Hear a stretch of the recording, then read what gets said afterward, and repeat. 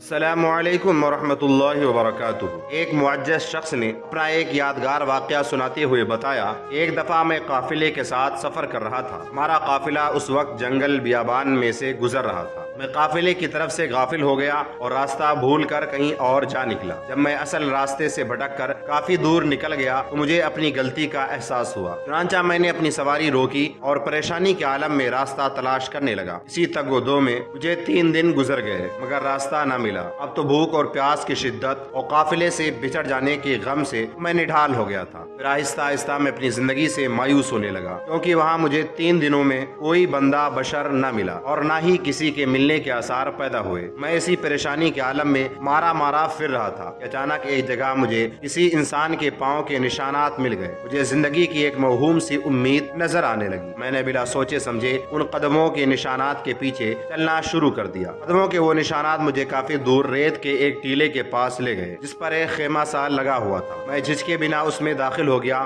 اس خیمے میں ایک اعرابی موجود تھا۔ میں نے اطمینان کا سانس لیا اور ایک کونے میں اپنے اوزان بحال کرنے کے لیے بیٹھ گیا۔ اتنے میں سورج غروب ہونے لگا۔ سورج کے غروب ہو جانے کے بعد ایک انتہائی خوبصورت اور حسین نوجوان جس نے انتہائی اچھا لباس زیب تن کیا ہوا تھا وہاں آیا۔ جب وہ نوجوان ٹیلے پر چڑھا تو اس نے وہاں زمین پر پاؤں مارا۔ پاؤں مارنے کی دیر تھی کہ وہاں سے پانی کا چشمہ ابل پڑا۔ یوں محسوس ہوتا تھا جیسے پانی کو بس اسی کے اشارے کا انتظار تھا۔ بہرحال انہوں نے اس پانی سے وضو کیا، پانی پیا اور خیمے میں آ گئے۔ میں بھی پیاس کی شدت سے بےتاب تھا۔ پانی دیکھا تو صبر جاتا رہا، لہٰذا میں نے بھی اس چشمے پر جا کر خوب جی بھر کر پانی پیا۔ میں جو پانی پیتا جاتا میری پیاس، بھوک اور تکن خود بخود ختم ہوتی جا رہی تھی۔ شاید یہ پانی کی تاثیر تھی یا میرا گمان۔ بہرحال میں پانی پی کر فارغ ہوا تو بالکل سکون تھا۔ اس کے بعد میں نے اطمینان سے وضو کیا اور ان کے ساتھ مل کر مغرب کی نماز ادا کی۔ جب ہم نماز سے فارغ ہوئے تو میں نے اس نوجوان سے عرض کی، خدا کے لیے میری مدد فرمائیے، میں اپنے قافلے سے بچھڑ گیا ہوں۔ اس جنگل بیابان میں میرا کوئی رہنمائی کرنے والا نہیں ہے، آپ ہی مہربانی فرمائیے۔ انہوں نے کہا ٹھیک ہے، میرے پیچھے پیچھے چلتے آؤ۔ میں ان کے پیچھے پیچھے چلنا شروع ہو گیا۔ ابھی ہم نے چند قدم طے کیے ہوں گے، مجھے قافلے کے اونٹوں کی آواز سنائی دینے لگی اور پھر چند قدم مزید چلنے کے بعد قافلے کی شمعیں روشنیاں بھی دکھائی دینے لگی۔ وہاں پہنچ کر نوجوان نے پیچھے مڑ کر میری طرف دیکھا اور کہا، کیا آپ اسی قافلے کے ساتھ تھے؟ میں نے کہا جی ہاں، بالکل میں اسی قافلے کے ساتھ تھا۔ میں نے ان کا شکریہ ادا کیا اور پوچھا،